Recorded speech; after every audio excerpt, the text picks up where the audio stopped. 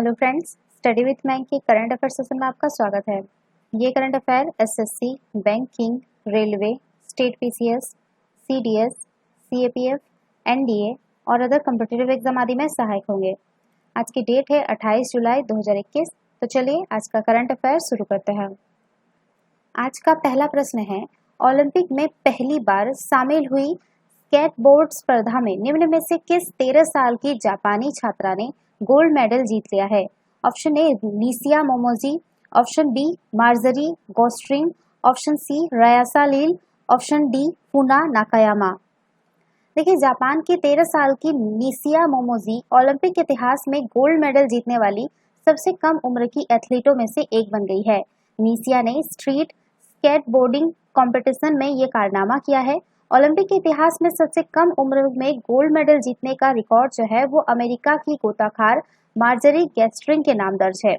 उन्होंने 1936 में ओलंपिक खेलों में 13 साल और 268 दिन की उम्र में गोल्ड मेडल जीत इतिहास रच दिया था। निशिया स्केटबोर्डिंग कंपटीशन में गोल्ड मेडल जीतने वाली पहली खिलाड़ी भी बन गई है। तो इसका सही आंसर होगा ऑप्शन ए निशिया मोमोजी। चलिए नेक्स्ट क्वेश्चन पे चलते हैं। क्वेश्चन नंबर सेकंड है, किस देश में हिंसक प्रदर्शन के बीच राष्ट्रपति के सैयद ने सांसद भंग कर प्रधानमंत्री हिचेम मेचिची को उनके पद से बर्खास्त कर दिया है? ऑप्शन ए मिस्र, option B Morocco, option C Sudan, option D Tunisia. देखिए, ट्यूनीसिया के लोकतंत्र मौजूदा समय में सबसे खराब दौर से गुजर रहा है। यहाँ राष्ट्रपति के सैयद ने देश की मौजूदा सरकार के साथ प्रधानमंत्री हिचेम मोचिची को भी बर्खास्त कर दिया है। साथ ही उन्होंने सेना की मदद से संसद को भंग कर सांसदों के सभी अधिकारों को समाप्त कर दिया है। दरअसल देश की सरकार कोरोना वायरस महामारी से निपटने और अर्थव्यवस्था का ठीक से संचालन करने में सक्षम नहीं थी, जिसके चलते देश के कई शहरों में हिंसक प्रदर्शन हुए, जिसके बाद स्थिति काबू से बाहर होते देख राष्ट्रपति ने यह कदम उठाया है।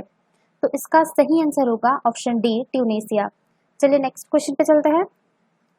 क्वेश्चन नंबर थर्ड है, उत्तर प्रदेश के मुख्यमंत्री योगी आदित्यनाथ ने जनता से संवाद के लिए निम्न में से किस पोर्टल को लॉन्च किया है?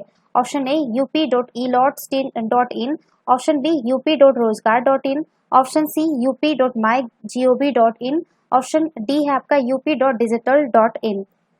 देखिए, उत्तर प्रदेश के मुख्यमंत्री योगी आदित्यनाथ ने राज्य में up.mygov.in पोर्टल लॉन्च किया है। यूपी सरकार ने यह घोषणा कारगिल विजय दिवस यानी 26 जुलाई के दिन की। केंद्र सरकार में माई जीओवी पोर्टल को 7 वर्ष पूरे होने पर मुख्यमंत्री योगी आदित्यनाथ ने इस पोर्टल का शुभारंभ किया। मुख्यमंत्री योगी आदित्यनाथ ने कहा कि केंद्र सरकार के पोर्टल को 7 वर्ष पूरा होने पर भारत सरकार के सहयोग से प्रदेश के एक नए पोर्टल का शुभारंभ किया गया है। इससे प्रदेश भी केंद्र सरकार के पोर्टल से जुड़ गया है। तो इसका सही आंसर होगा ऑप्शन सी up.mygov.in। चलिए नेक्स्ट क्वेश्चन पे चलते हैं। क्वेश्चन नंबर 4 है, इंडोनेशिया के निम्न में से किस द्वीप में दुनिया का सबसे बड़ा सोलर फ्लोटिंग फार्म यानी पानी में तैरता हुआ बनाने का काम सिंगापुर की सनशिप ग्रुप कंपनी को दिया गया है? ऑप्शन ए सुलोवेसी द्वीप, ऑप्शन बी बॉटम द्वीप, ऑप्शन सी सुमात्रा द्वीप, ऑप्शन डी है आपका लोम्बोक द्वीप। देखिए, इंडोनेशिया के बॉटम द्वीप में दुनिया का सबसे बड़ा सोलर फ्लोटिंग फार्म जो है वो पानी में तैरता हुआ बनाने का काम सिंगापुर की सनशिप द्वीप ग्रुप कंपनी को जो है दिया गया है। सनशिप ग्रुप का यह फ्लोटिंग सोलर फार्म इंडोनेशिया के बॉटम द्वीप में दुरियांकांग जलाशय पर लगभग 1600 हेक्टेयर में फैला होगा। ये दुनिया का सबसे बड़ा सोलर फ्लोटिंग फार्म होगा। यह जलाशय पर इस सोलर फार्म को स्थापित करने से वाष्पीकरण को कम करने का एक अतिरिक्त लाभ भी मिलेगा। इसके साथ ही पानी की निकटता भी इस सोलर फार्म को कम तापमान पर संचालित करने में मदद करेगी। तो इसका जो सही आंसर होगा वो होगा ऑप्शन बी बॉटम द्वीप। चलिए नेक्स्ट क्वेश्चन पे चलते हैं। क्वेश्चन नंबर 5 है, हाल ही में टोक्यो ओलंपिक में कितने नए खेलों को शामिल किया गया है? Option A 7, option B 5, option C 10, option D 4। देखिए, टोक्यो ओलंपिक में 4 नए खेलों को शामिल किया गया है। ये खेल है कराटे, स्केटबोर्डिंग, सर्फिंग और स्पोर्ट क्लाइंबिंग। इसके अलावा 13 साल बाद बेसबॉल की भी जो है वापसी हुई है। मार्शल आर्ट 1970 के दशक से ओलंपिक समावेश के लिए एक उम्मीदवार रहा है, लेकिन आयोजक इस खेल को स्वीकार करने के लिए कभी भी सहमत नहीं हुए। स्केटबोर्ड की शुरुआत आयोजकों द्वारा युवा प्रदर्शकों को आकर्षित करने के लिए की गई थी। तो इसका सही आंसर होगा ऑप्शन डी 4। चलिए नेक्स्ट क्वेश्चन पे चलते हैं। क्वेश्चन नंबर 6 है, नागरिक उड्डयन सुरक्षा ब्यूरो का महानिदेशक निम्न में से किसे नियुक्त किया गया है? Option A Rahul Kumar, option B Nasir Kamal, option C Manoj Kumar, option D Prakash Agnihotri. देखिए, वरिष्ठ आईपीएस अधिकारी नासिर कमल को नागरिक उड्डयन सुरक्षा ब्यूरो का महानिदेशक नियुक्त किया गया है। वो उत्तर प्रदेश कैडर के 1986 बैच के भारतीय पुलिस सेवा अधिकारी हैं। मंत्रिमंडल की नियुक्ति समिति ने नासिर कमल की नागरिक उड्डयन सुरक्षा ब्यूरो में महानिदेशक के पद पर नियुक्ति को 31 जुलाई 2022 को उनकी सेवानिवृत्ति तक के कार्यकाल के लिए मंजूरी दे दी है। तो इसका सही आंसर होगा ऑप्शन बी नासिर कमल। चलिए नेक्स्ट क्वेश्चन पे चलते हैं।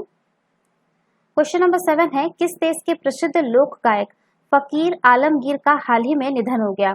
Option A Bangladesh, option B Bharat, option C Bhutan, option D Pakistan. देखिए, बांग्लादेश के प्रसिद्ध लोक गायक फकीर आलमगीर का कोविड-19 की जटिलताओं के कारण निधन हो गया है। उनका जन्म 21 फरवरी 1950 को फरीदपुर में हुआ था। आलमगीर ने अपना संगीत करियर 1966 में शुरू किया था। गायक सांस्कृतिक संगठनों क्रांति शिल्पी गोष्ठी और गण शिल्पी गोष्ठी के प्रमुख सदस्य थे। तो इसका सही आंसर होगा ऑप्शन ए बांग्लादेश। चलिए नेक्स्ट क्वेश्चन पे चलते हैं। क्वेश्चन नंबर 8 है, किस देश के एक वैज्ञानिक ने एक प्रायोगिक परमाणु रिएक्टर की योजना का खुलासा किया है जिसे ठंडा करने के लिए पानी की आवश्यकता नहीं होती है? Option A Nepal, option B Japan, option C चीन, ऑप्शन डी रूस। देखिए, चीनी सरकार के एक वैज्ञानिक ने एक प्रायोगिक परमाणु रिएक्टर की योजना का खुलासा किया है जिसे ठंडा करने के लिए पानी की आवश्यकता नहीं होती है। यह रिएक्टर यूरेनियम के बजाय तरल थोरियम पर चलेगा और पारंपरिक रिएक्टरों की तुलना में अधिक सुरक्षित होने की उम्मीद है। थोरियम जो है वो एक रेडियोधर्मी धातु है। यह यूरेनियम की तुलना में अधिक प्रचुर मात्रा में और काफी सस्ता है। तो इसका सही आंसर होगा ऑप्शन सी चीन। चलिए नेक्स्ट क्वेश्चन पे चलते हैं। क्वेश्चन नंबर 9 है, हाल ही में कौन से देश की स्पेस एजेंसी ने इंटरनेशनल स्पेस स्टेशन के लिए नौका नाम से एक नया मॉड्यूल लॉन्च किया है? Option A Bharat, option B Japan, option C चीन, ऑप्शन डी रूस। देखिए, हाल ही में रूस की स्पेस एजेंसी रोसकॉस्मोस ने जो है इंटरनेशनल स्पेस स्टेशन के लिए नौका नाम से एक नया मॉड्यूल लॉन्च किया है जो स्पेस स्टेशन पर देश की मुख्य अनुसंधान सुविधा के रूप में काम करेगा। अब तक जो है रूस द्वारा इंटरनेशनल स्पेस स्टेशन पीर नाम से मॉड्यूल का प्रयोग किया जा रहा था जिसे मुख्यतः अनुसंधान और डॉकिंग पोर्ट के रूप में इस्तेमाल किया जाता था। नौका मॉड्यूल को मूलतः जो है आपका 2007 की शुरुआत में लॉन्च किया जाना था। हालांकि कई तकनीकी मुद्दों के कारण इसे अब तक लॉन्च नहीं किया जा सका था। नौका, जिसका अर्थ रूसी भाषा में विज्ञान है, रूस की अब तक की सबसे बड़ी अंतरिक्ष प्रयोगशाला है तथा यह मुख्य रूप से एक शोध सुविधा के रूप में काम करेगी। तो इसका सही आंसर होगा ऑप्शन डी रूस। चलिए नेक्स्ट क्वेश्चन पे चलते हैं। क्वेश्चन नंबर 10 है, हाल ही में केंद्रीय अल्पसंख्यक मामलों के मंत्री द्वारा संसद में दिए गए जवाब के अनुसार गरीब नवाज रोजगार योजना के तहत देश भर में कुल कितने प्रशिक्षण केंद्र खोले गए हैं? Option A 350, option B 371, option C 362, option D 348। देखिए, हाल ही में केंद्रीय अल्पसंख्यक मामलों के मंत्री द्वारा संसद में दिए गए जवाब के अनुसार गरीब नवाज रोजगार योजना के तहत देश भर में कुल 371 प्रशिक्षण केंद्र खोले गए हैं। अल्पसंख्यक मामलों के मंत्रालय द्वारा वर्ष 2017 में इस योजना को शुरू किया गया था। इस योजना का क्रियान्वयन मौलाना आजाद एजुकेशन फाउंडेशन, जो कि अल्पसंख्यक मामलों के मंत्रालय के तत्वाधान में गठित एक स्वायत्त निकाय है, द्वारा किया जाता है। इस योजना का मुख्य उद्देश्य अल्पसंख्यकों के युवाओं को कौशल आधारित रोजगार के लिए सक्षम बनाने हेतु अल्पकालिक रोजगार उन्मुख कौशल विकास पाठ्यक्रम उपलब्ध कराना है। यह योजना पैनलबद्ध कार्यक्रम क्रियान्वयन एजेंसियों के माध्यम से कौशल विकास और उद्यमिता मंत्रालय के सामान्य मानदंडों के अनुसार क्रियान्वित की जाती है। तो इसका जो सही आंसर होगा वो होगा ऑप्शन बी 371।